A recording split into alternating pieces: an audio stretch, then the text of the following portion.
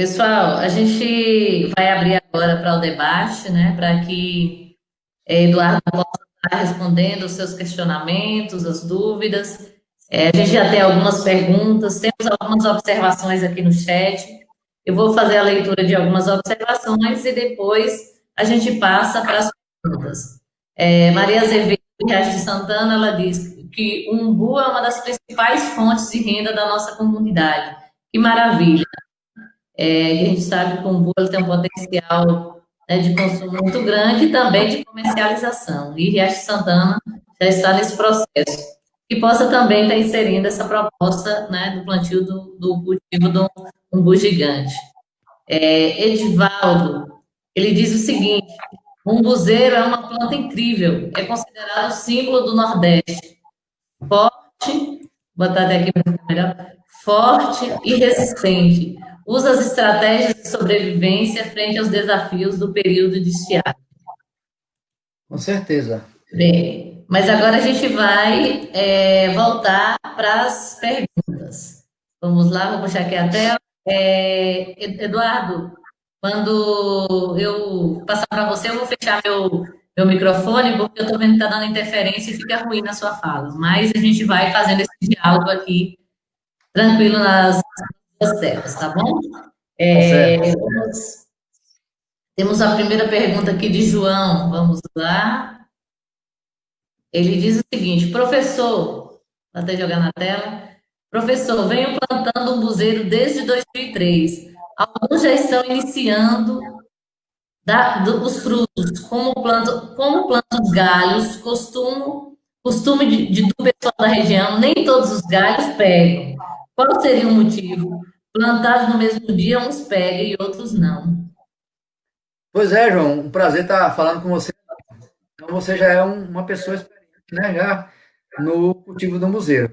Bom, os ramos, aqueles ramos que vocês sabem, né, que são utilizados, geralmente os da ponta, né, o pessoal costuma usar os ramos mais, até mais grossos também, mas aqueles da ponta com 30 centímetros de, de comprimento, às vezes até mais, mas esse é o tamanho dos ramos. E a gente coloca na sacola, coloca ali, como eu falei para vocês, coloca água e coloca na sombra para eles enraizarem. Como eu falei para vocês, João, esse tipo de plantio, de propagação via aqui, ele realmente não pega. Tem muitos que não pegam, né? Então, não é só com você que não pega. Não é incomum acontecer isso. Principalmente se a gente planta no campo, porque no campo a gente tem sol, né? A gente, às vezes, não tem a condição de dar aquela sombra que a gente dá no viveiro, dar aquela molhação que a gente faz no viveiro, e ocorre isso mesmo. Então, não é incomum, e as alternativas seria essa que eu falo para você aí. É tirar e colocar numa sombra, colocar no viveiro e escolher aqueles ramos, né, melhores para a gente fazer com que ocorra o enraizamento. Agora, tem outros trabalhos aí com hormônios também e tal, mas eu acho que vocês trabalham no sistema agroecológico, eu acredito que não usam, né? Exatamente, a gente trabalha no sistema agroecológico, né? E aí a gente depois está conversando com ele, vendo, né, essas possibilidades, como é que ele pode estar fazendo isso. Eduardo, temos mais uma pergunta aqui de Rayane Pereira. Diz o seguinte: sou pesquisadora e faço um estudo com o buzeiro. Gostaria de saber se entre as comunidades com extrativismo do fruto fazem parte de unidades de conservação de uso sustentável. E se sim, vocês têm algum arquivo com esses dados? Outra pergunta seria: qual a maior dificuldade hoje do extrativismo do umbu, visto que tem ocorrido uma redução dessa produção com o passar dos anos? Eu vou começar de trás para frente, né? Embora não seja a pessoa mais autorizada a falar, porque a gente tem trabalhado muito com o gigante na propagação de mudas. Nós não temos trabalhado muito com o extrativismo do museu. Eu já trabalhei isso em algumas comunidades, mas não tenho assim, tanta vivência com relação a isso. Agora, eu vejo assim, o desmatamento, eu vejo a falta de organização das comunidades, eu acho que o principal desse extrativismo aí é você organizar as comunidades, né? uma comunidade que tem, por exemplo, uma fundação igual a Fundiplan, trabalhando com eles aqui, junto dos agricultores, uma comunidade que tem, por exemplo, o SEDASM, que tem os técnicos trabalhando, isso aí é fundamental, é a ciência técnica. Eu acho que esse aí é um dos problemas maiores, é a falta de associativismo e falta de assistência técnica, além do desmatamento. Agora, com relação às unidades de conservação, não sei se foi bem isso, e os tipos de. Como são os sistemas de manejo que nós estamos implementando, nas nossas comunidades, na UESB, nós trabalhamos com sistema agroecológico também. Né? Eu diria que, no mínimo, sustentável. Às vezes, algumas comunidades utilizam super simples e tal, mas a gente não utiliza, geralmente, inseticidas, né, comerciais, tá? Geralmente é no sistema agroecológico mesmo. A gente trabalha também com agricultores familiares. Então, todas essas áreas aí que nós falamos para vocês aí do nosso trabalho são com agricultores familiares e no sistema sustentável.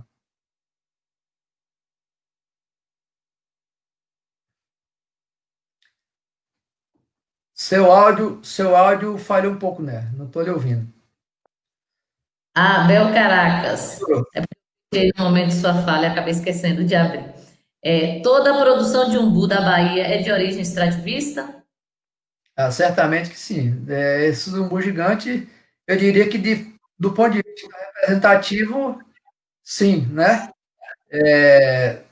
Eu falo assim, é claro que tem algumas áreas de umbu já em produção, né? Deve ter aí, certamente que na Bahia, em produção, mais de 300, 400 hectares. Eu não tenho esse dado completo, né? Mas a grande quantidade de umbu vendida na Bahia é extrativista. Agora, isso não quer dizer que não tem umbu gigante sendo vendido, né? O umbu gigante já chega em já chega naqueles aí que vende frutas, né?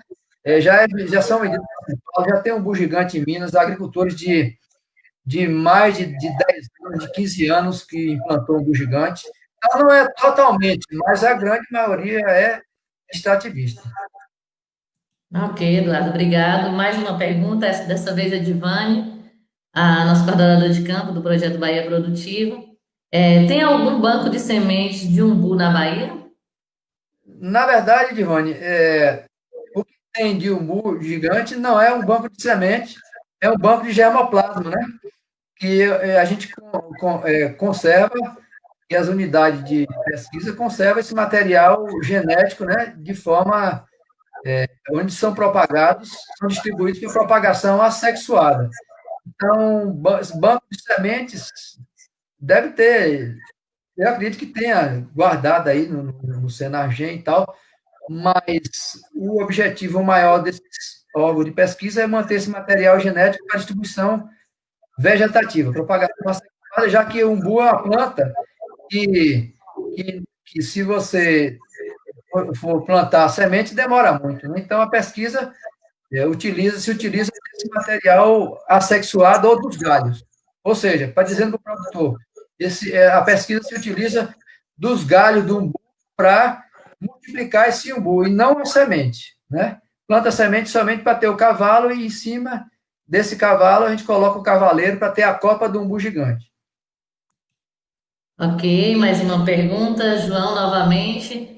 João é o produtor de umbu. Vamos lá. Professor, a enxertia do umbu feito em um ramo de planta já produtiva, sem retirar os demais, funciona? João, isso aí é a enxertia de copa, né? Agora, certamente que quando você faz a enxertia no ramo de uma planta, né, numa copa, e não retira os demais, o desenvolvimento desse umbu que se plantou, ele vai demorar mais, né? Com certeza, para que esse umbu que você fez a enxertia, esse ramo que você fez a enxertia, para desenvolver bem, você tem que ir tirando os outros, né? E para que a seiva ocorra, a seiva seja conduzida para esse ramo que ela está disponível lá na planta, que seria uma quantidade pequena. Então, como a disputa é muito grande, certamente que ele não vai desenvolver tão bem. A gente não tem assim, recomendar tanto a enxertia de copa, embora eu tenha citado aqui na nossa apresentação, por conta de perda de biodiversidade. O pessoal, às vezes, a gente chega com um bugigante, eles acham que o outro umbu não serve mais. Não, só serve um bugigante que é o bom e tal, e o outro não serve mais de jeito nenhum. Então, a gente tem essa preocupação muito grande de manter esses umbuzeiros nativos. Se alguém quiser fazer a enxertia, é isso que você está falando aí, fazer numa ponta da copa, num pedaço da copa, e deixar a outra copa no umbu nativo, para manter as duas. Né? Então é isso, eu acho que não desenvolve tão bem quanto se fosse tirado boa parte da planta, ainda que você não tire a planta da copa original. Não tire toda, né? A copa original. Ok, Eduardo. Mas a pergunta é de Valdo Magalhães, ele quer saber com quantos anos um buzeiro pode fornecer o ponteiro para encher? Ponteiro para enxerto, você pode tirar no primeiro ano. Né? No primeiro ano vai sempre vai ter uma poda, né? Que você já começa no primeiro ano. E aqueles ramos que estão para baixo, aquelas podas, aqueles ramos indesejáveis, você pode tirar e, e utilizar na enxertia. Então, a partir do primeiro ano já pode ser utilizado. É claro que você vai aproveitar os ramos que você está retirando e não tirar para comprometer, se for o caso desse ramo não sair, né? Na opção de uma poda. Ok, como nós temos aqui um produtor de umbu, João, temos mais uma pergunta dele. Algumas pessoas. Eu acho que, pelo jeito, eu vou ter que fazer pergunta a João, porque ele já tem um bom tempo de experiência na área. É verdade, eu estou vendo. E eu acho que a gente vai utilizar João aqui para Eu poder dar acho que é um um de orientação grande. técnica aqui às famílias do Bahia Produtiva. Mas uma última pergunta de João aqui, ele coloca o seguinte: professor, o que faz um buzeiro ser mais doce do que o outro, sendo que estão na mesma área e as características do terreno, a genética, as características do terreno, a genética de cada planta? Olha bem, difícil ele falar essa pergunta, mas assim, de uma forma geral, fácil de responder, né? É claro que existe mancha de solo, né? Mancha de terreno, terrenos que tem umas manchas que são mais ricas em potássio, principalmente, né? Que dão mais doce ao fruto. Tem locais, sítios, locais do terreno que recebem mais luz, certamente que vão produzir frutos mais doces.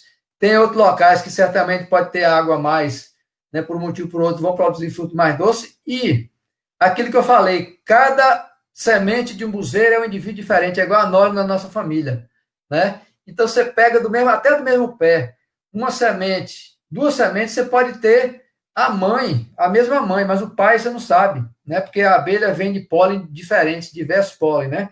Então, muito provavelmente também seja, João, que esses umbus de pé franco, ou seja, de semente, são cada um diferente, né? Cada um diferente do outro, geneticamente é diferente. Agora, se você planta de um mesmo acesso ou de um mesmo cultivar, por exemplo, lontra, faz enxertia só de lontra, aí certamente que o problema aí vai ser solo, vai ser luminosidade, vai ser água, alguma coisa que esteja dentro do umbu, não seja genética do cruzeiro, né? Ok. Para fechar nossas perguntas, José Nilton, ele pergunta o seguinte: um buzeiro gigante demora quantos anos para começar a produzir? O Zé Milton é o seguinte, se você cuidar direito, molhar, né, nos 2 até 3 primeiros anos, e você fizer adubação na época certa, não é adubação na época seca, mas adubação na época correta, ele começa a florar com 3 anos, daquela florzinha mentirosa, né? Vinga um fruto ou outro, às vezes não vinga. 4 anos já começa a vingar um pouco mais. E até 20 anos, a depender do espaçamento, até 20 anos ele vai estar lhe dando uma produtividade maior em condições normais de chuva e de temperatura, certo? A tendência dele vai ser, cada vez que passa até os 20 anos, mais ou menos, se o espaçamento for 10 por 10, por exemplo, ele vai aumentando a produtividade, mas começando a partir de 3, 4 anos e vai aumentando à medida, quando você pensar que não, ele já está com uma carga boa. Então, quanto mais você der um trato, gente, não vamos pensar que um buzeiro, por ser resistente à seca, e por a gente encontrar ele aí no mato da Caatinga, não precisa de trato. O umbu gigante, ele vai precisar de trato, né? Então, eu reflito e volto a falar com vocês. Vocês querem plantar, cuidem, plantem numa área pequena, plantem no fundo da casa e cuidem desse umbuzeiro, porque daqui a um tempo, quando vocês menos esperarem, o seu umbu já está produzindo. Começa um pouquinho, você não esmoreça não, como todo catingueiro, né? Catingueiro é sempre forte, sempre confiante, né? Então, vocês têm a condição, porque eu acho assim, ainda respondendo a João, e aí já falando com todo mundo, se vocês não plantarem, o tempo vai passar. Né? Daqui a 4, 5 anos, você vê as pessoas vendendo, e tal, e, poxa, se eu tivesse plantado naquele tempo. Então, assim, por que a gente não plantar logo? Né? Já que um museiro não precisa de tanto trato, embora precise de poucos, e esses poucos tratos sejam importantes para que vocês tenham um pomar chegando mais cedo e desenvolvendo melhor, produzindo mais.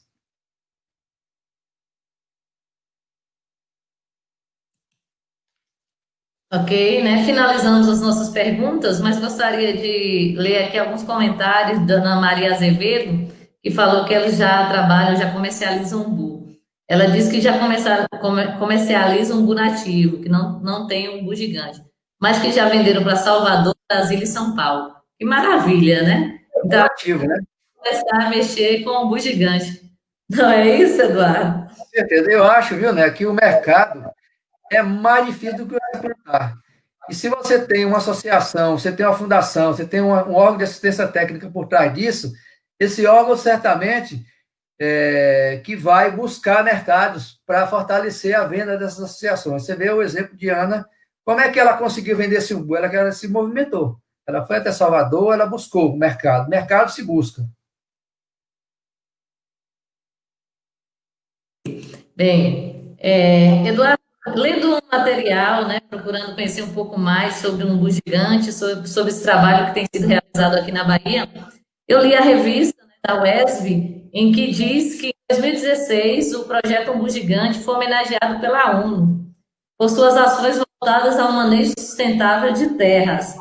E nessa entrevista, né, você fala, né, como foi desenvolvido esse projeto, e eu gostaria que você falasse aqui para o pessoal quais foram as ações desse projeto que levaram, né, a UESB, você enquanto agrônomo, né, que estava à frente, a receber esse prêmio.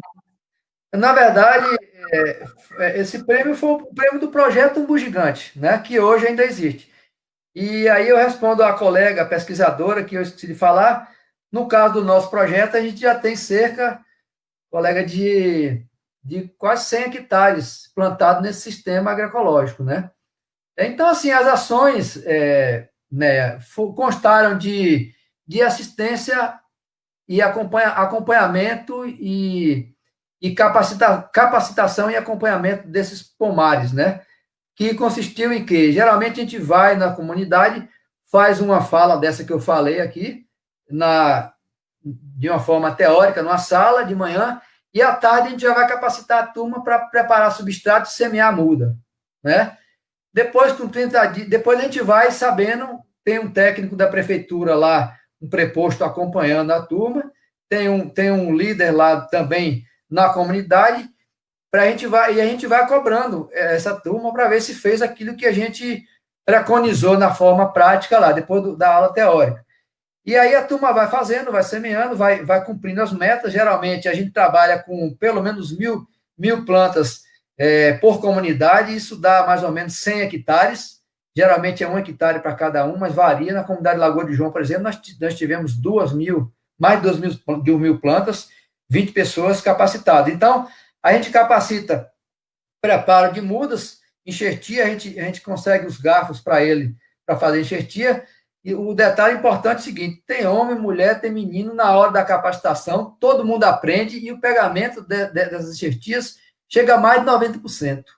A turma aprendendo, não é viverista que sabe fazer enxertia, não, a turma aprendendo. Você vê que vocês têm aí a condição de fazer enxertia, né? Então, depois dessa enxertia, a gente acompanha ainda essas mudas no viveiro, a molhação, o controle de pragas, a condução dessas mudas, a dança das sacolas, né? A gente pode falar sobre isso depois. E quando chega na época das águas, o umbu, depois de 3 meses mais ou menos depois da enxertia, a gente vai no campo, na propriedade, no estabelecimento de um agricultor, fazer o plantio onde todos os agricultores vão estar acompanhando. Então, aí encerra-se o nosso projeto na primeira etapa. As outras etapas são o acompanhamento dessas comunidades onde nós implantamos. A gente sai mais dessas comunidades onde não precisa de tanta assistência quanto a gente fez durante o período de produção de mudas e vai para outras comunidades. Então, dessa maneira, a gente conseguiu essas comunidades todas. Eu acho que agora, a minha sugestão com o nosso grupo, né, já que eu não sou mais o coordenador, mas o nosso coordenador, Miro Conceição, nós temos discutido a possibilidade de, nós vamos ampliar mesmo ou nós vamos parar e voltar para as comunidades onde nós já trabalhamos, né? Mas dessa maneira, foi dessa forma que a gente conseguiu esse prêmio, que, na verdade, eu espero que esse prêmio maior seja o sucesso dos agricultores. Isso é a nossa esperança e eu tenho fé que isso vai acontecer. Ok, que maravilha, né? Que quem sabe futuramente, depois dessa pandemia, a gente não traz você aqui no território Velho Chico para um pouco dessa experiência e, né, fazer uma espécie de intercâmbio aqui com os nossos agricultores para Agora conhecer. eu tenho uma sugestão melhor ainda. Eu acho que vocês poderiam alocar recursos para o transporte e alimentação desses agricultores, para eles visitarem as áreas de umbu gigante que nós já trabalhamos na época da produção, entendeu? Como eu falei, na época de mais ou menos 10 de fevereiro, nessa época. Na verdade, é uma festa, né? É uma festa. Os agricultores saem daqui com outra visão, certo?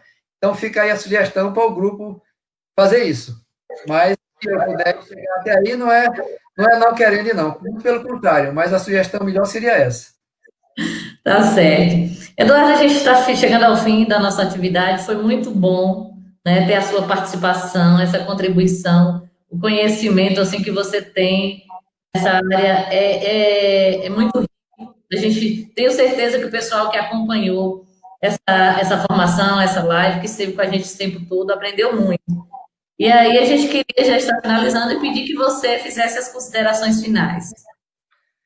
Bom, para finalizar, realmente, como eu acredito na nossa comunidade aqui, eu acredito em vocês. E eu acho, pessoal, aí do Velho Chico, Neia, Divane, né? Eu acho que o básico, o sucesso dessa iniciativa de vocês vai depender muito da assistência técnica, do acompanhamento, né? Que, na verdade, a gente sabe que os modos da assistência técnica estão muito mais humanizados. E isso não quer e não implica em dizer que a gente não deveria fazer também insistência técnica.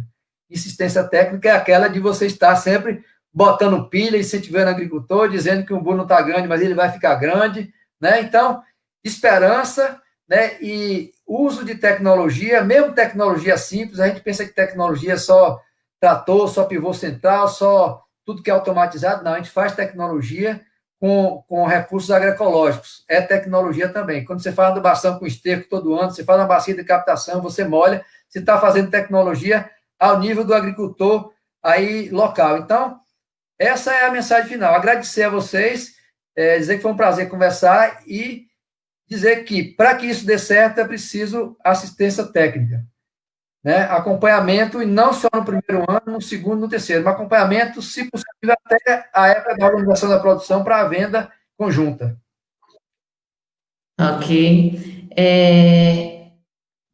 Quero dizer também para o pessoal agradecer, né, a participação dos nossos agricultores e agricultoras que ficaram desse momento com a gente, aos ACRs e aos amigos do Território Velho Chico e de outras entidades que estiveram, né, todo esse tempo aqui com a gente.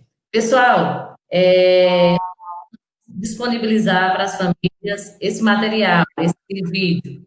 A gente vai colocar nos grupos de WhatsApp e também vamos colocar no canal do YouTube da Clube Franco. A partir da semana que vem já vai estar disponível, vocês podem estar acessando. Quero mais uma vez agradecer, Eduardo. Muito obrigado pela sua participação. Contamos agradecemos não só a você, mas a todas as pessoas que colaboraram para que esse momento fosse realizado. Obrigado, gente. Um abraço e até a próxima. Muito obrigado, grande abraço. Até a Distância é uma adaptação das atividades de assistência técnica e extensão rural do Bahia Produtiva, projeto do Governo do Estado da Bahia por meio da Secretaria de Desenvolvimento Rural do Estado da Bahia, executado pela CAR, Companhia de Desenvolvimento e Ação Regional, com recursos provenientes de acordo de empréstimo com o Banco Mundial.